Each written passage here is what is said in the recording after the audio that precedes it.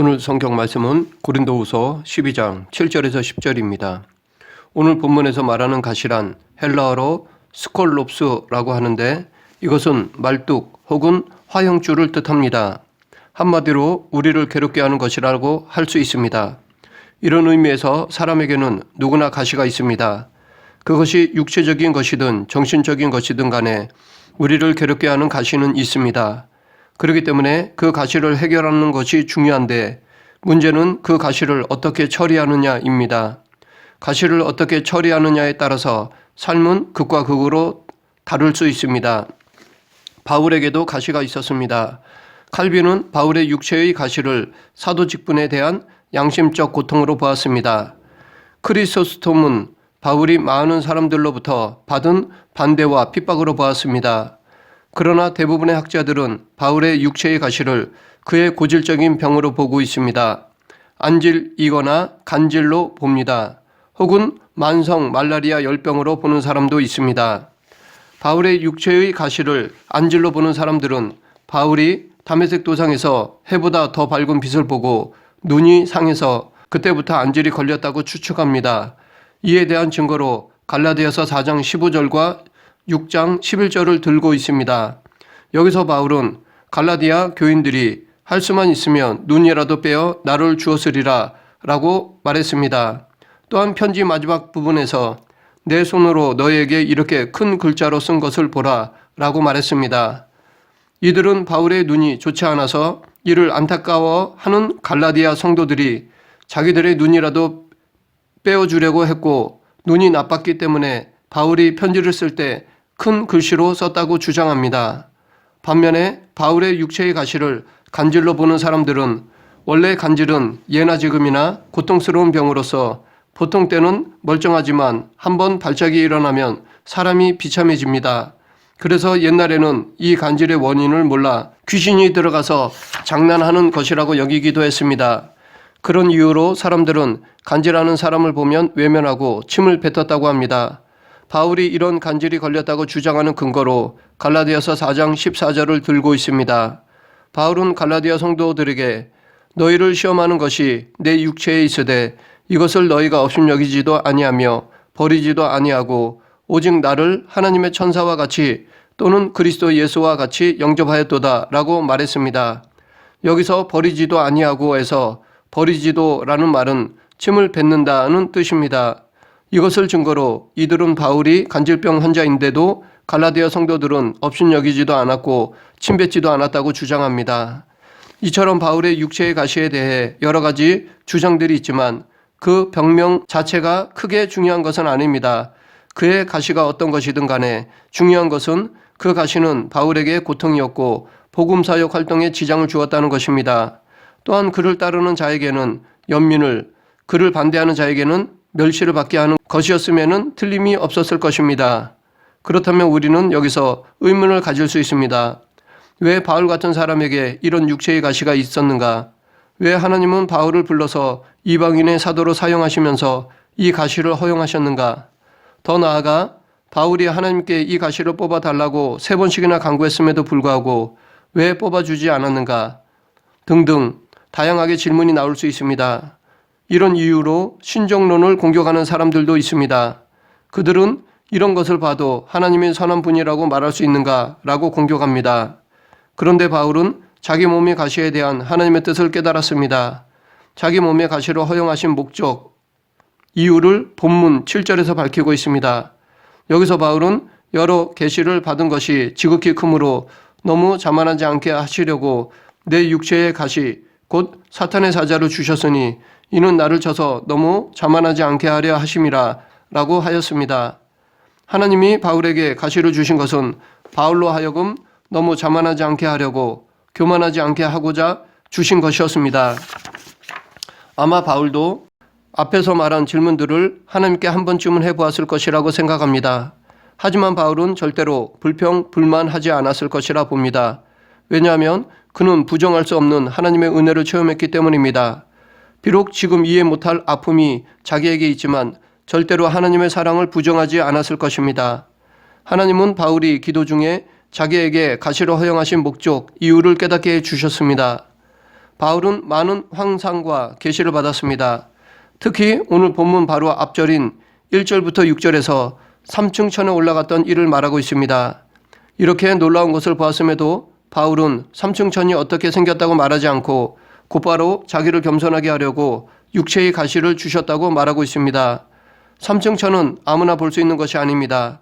하나님께서 보여주셔야만 하는데 그것도 아주 특별한 케이스일 때라야 할 수 있습니다. 바울뿐 아니라 세상에는 천국에 갔다 온 사람들이 여러 명 있습니다. 그런데 이들의 대부분은 천국의 아름다움을 글로 썼습니다. 그러면서 이 위대한 것을 목격한 자신을 어느 정도 드러내 보입니다. 반면에 바울은 자기가 삼층천에 갔다 온 사건을 14년 후에서야 비로소 밝혔습니다. 그것도 자기를 높이려고 해서가 아니라 고린도 성도들이 하도 잘난 척하고 무시하기에 어쩔 수 없이 한 것이었습니다. 그래서 무익하나마 내가 부득불이라고 말하면서까지 아주 조심스럽게 꺼낸 것입니다. 바울처럼 진정으로 은혜를 받은 사람은 교만하지 않습니다. 내가 무엇을 보았거나 체험했다고 자랑하거나 자기를 높이지 않습니다. 바울뿐 아니라 귀한 환상을 보았거나 신비한 체험을 한 사람들 중에는 바울처럼 마음에 간직해 두었다가 정말 필요하다 싶을 때, 결정적일 때 그것을 사용합니다. 그것도 아주 겸손하고 조심스럽게 사용합니다. 그들은 스스로 자랑하지 않아도 하나님이 그것을 사용하도록 상황을 만들어 주십니다. 자기가 억지로 드러내려 하지 않아도 하나님이 그 환상을 보여주거나 신비한 체험을 하게 해준 목적을 이루고자 간증할 상황을 만들어 주십니다. 그러나 대부분의 사람들은 그런 환상을 보았거나 특별한 체험을 하면 교만해집니다. 고린도 교회 성도들처럼 자신을 높이고 다른 사람들을 무시하는 경향이 있습니다. 그래서 나중에는 오히려 받지 못한 것보다 더 못하게 되는 경우가 있습니다. 이것에 대해 역사적으로 많은 증거들이 있는데 한 예로 제일 능력이 많고 뛰어났던 천사장이 교만하여 사악한 사탄이 되었습니다. 제자 중에서 똑똑하여 신임받던 가룟 유다가 예수님을 팔아넘겼습니다. 그래서 어떻게 보면 바울과 같이 많은 계시와 은사를 받아 권능을 행하는 사람에게 가시가 없다면 오히려 타락하기 쉬울 것입니다. 이런 이유로 가시는 오히려 하나님의 사랑의 표시일 뿐만 아니라 더 나아가 하나님의 은혜가 완벽하다는 것을 증명하는 것이기도 합니다. 왜냐하면 만일 이러한 제어 장치가 없었다면 그래서 바울이 그 큰 은혜로 인해 도리어 겸손한 종의 모습을 잃고 교만한 자세로 군림하며 선교지를 돌아다녔거나 아니면 극단적으로 이단의 길로 갔다면 그 환상과 계시는 은혜와 복이 아니라 더 무서운 저주와 재앙을 받는 근거가 되었을 것이기 때문입니다. 따라서 가시를 제거해 주시기를 기도하는 바울에게 내 은혜가 내게 족하도다 라고 응답하신 하나님의 말씀은 전혀 모순이 아니며 도리어 바울에 대한 사랑이 얼마나 크신지를 다시 한번 증명해 주시는 말씀입니다. 이 사건은 신정론을 뒷받침해 줍니다. 우리는 이러한 가시가 필요한 예들을 성경을 통해서나 우리 주변을 통해서 쉽게 찾아볼 수 있습니다.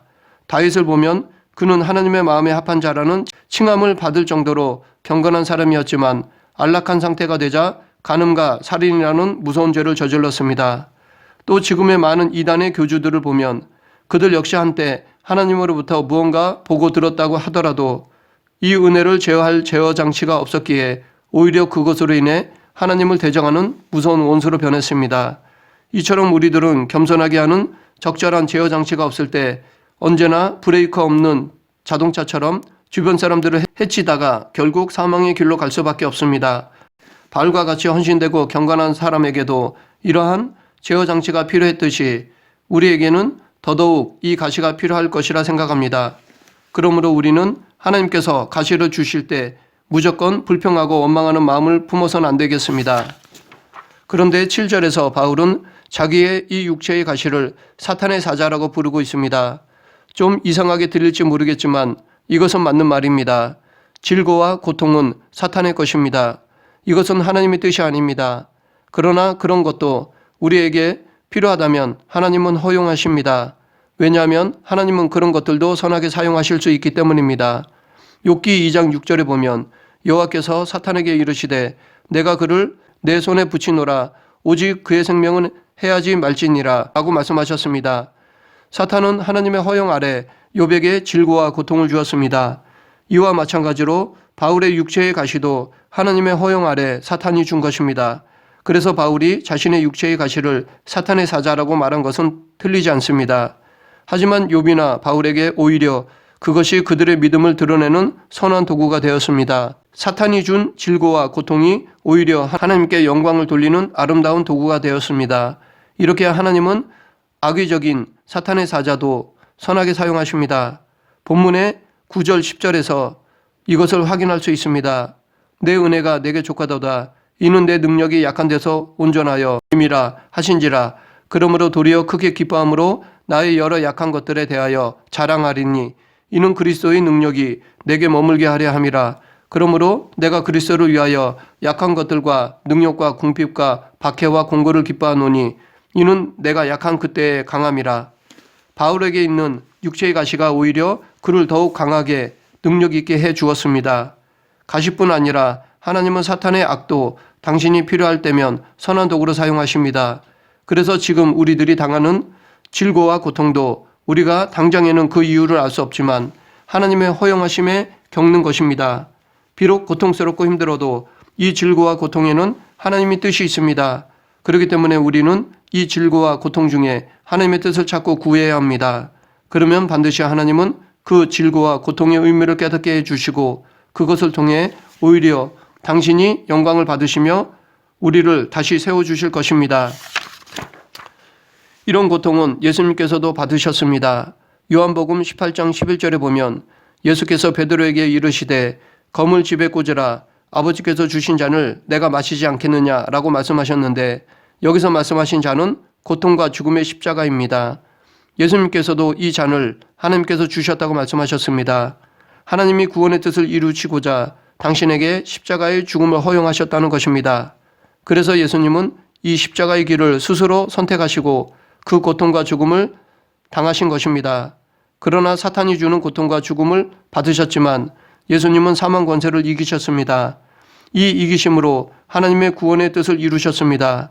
이 모든 것이 하나님의 작정하심이셨으며 이처럼 하나님은 사탄의 악한 꾀도 이미 다 아시고 그 악한 꾀를 역이용하여 선하게 사용하신 것입니다.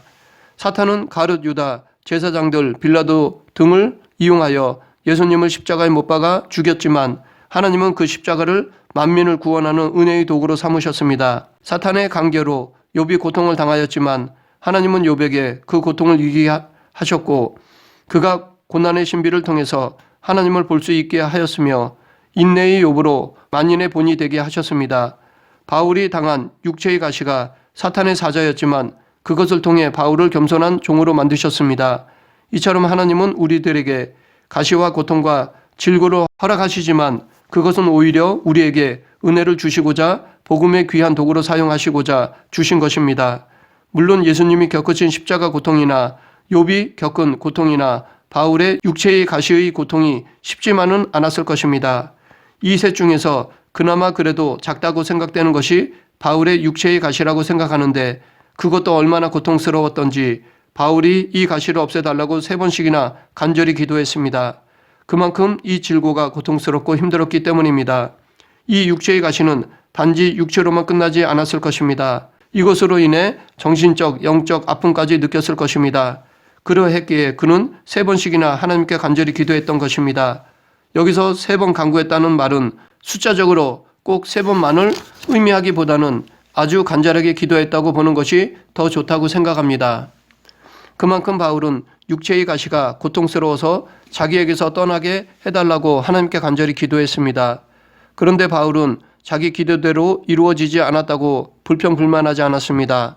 오히려 그 반대의 결과가 이루어졌는데 그것이 하나님의 뜻이기에 더 기뻐했습니다.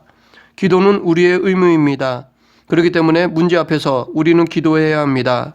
응답은 하나님 것입니다. 그래서 어떠한 응답이 오더라도 우리는 다 감사해야 합니다.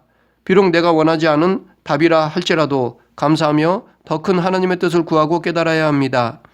그러면 내가 간구한 것보다 더 큰 기쁨과 즐거움을 누릴 수 있습니다. 우리가 이런 성숙한 믿음을 가지기 위해서는 우리의 시선이 아니라 하나님의 시선으로 보는 믿음을 가져야 합니다. 왜냐하면 하나님의 은혜와 섭리를 우리의 기준으로 바라보느냐 아니면 하나님의 기준으로 바라보느냐에 따라 그 결과가 달라지기 때문입니다. 먼저 우리의 기준으로 보면 바울은 그야말로 황무지와 다름없는 척박한 환경 속에서 홀로 고군분투하며 복음을 전하는 처지에 있었습니다. 그것도 복음을 위해 사도의 권리까지 포기한 채 직접 노동을 하면서 자비량으로 사명을 감당하고 있었습니다. 그렇다면 몸이라도 건강하게 해주셔야 했는데 그렇지도 않았습니다.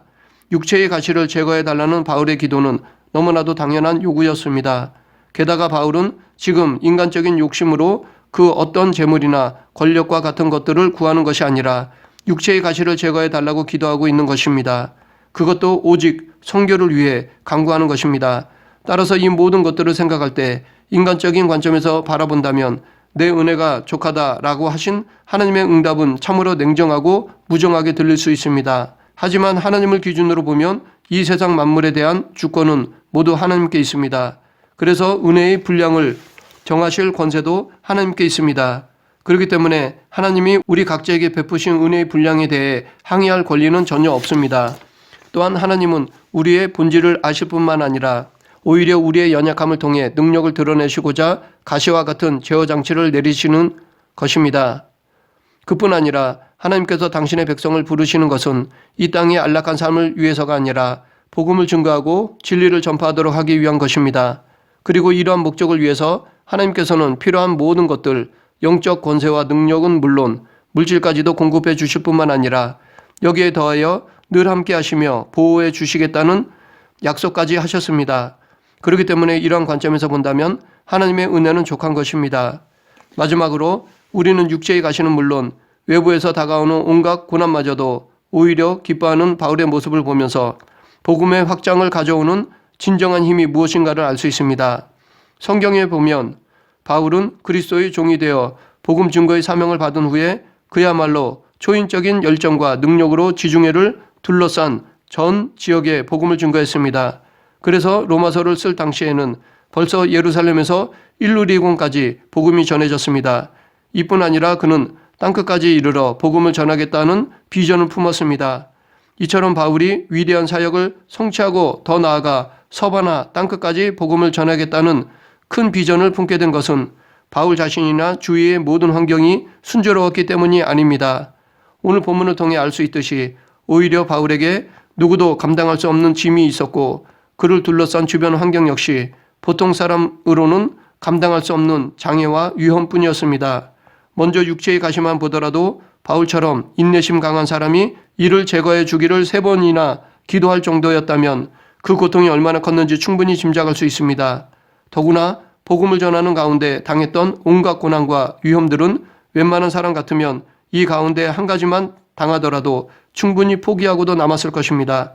그럼에도 불구하고 바울은 복음을 전했고 더 나아가 땅끝까지 복음을 전하겠노라는 비전을 품었습니다. 왜냐하면 그에게는 고난까지도 하나님의 능력으로 변화시킬 줄 아는 믿음과 영적인 성숙함이 있었기 때문입니다. 따라서 이러한 바울에게 육체의 가시나 외부에서 오는 위험과 고난은 복음의 장애가 되기는커녕 오히려 그의 사역을 이루어가는 징검다리가 될 뿐이었습니다. 고난을 오히려 디딤돌로 삼았습니다. 말씀을 정리하겠습니다. 사도 바울은 직접 하나님 나라를 체험했음에도 불구하고 자랑하지 않고 성도의 유익을 위해 절제하였습니다. 그리고 자신의 약함 속에 더 온전해지는 하나님의 영광을 보며 고통과 고난을 기뻐했습니다. 이와 같이 오늘 우리도 세상의 자랑을 삼가함은 물론 영적 자랑까지도 오직 교회의 유익과 영혼 구원만을 위해 드러내야 할 것입니다. 그리고 사도 바울처럼 내게 있는 가시를 통해 하나님의 능력을 드러내는 성숙한 성도가 되어야 하겠습니다. 우리 모두 우리의 연약함을 하나님께 맡겨 하나님의 복음의 통로가 되는 성도가 되길 간절히 축원합니다. 기도하겠습니다. 사랑과 은혜가 풍성하신 하나님 아버지, 가시를 불평하기보다 먼저 이 가시를 허용하신 하나님의 뜻을 구하게 하시고 고난을 디딤돌로 삼아 더욱 성장, 성숙되어가는 성도가 되게 하여 주시옵소서. 예수님 이름으로 기도드립니다. 아멘.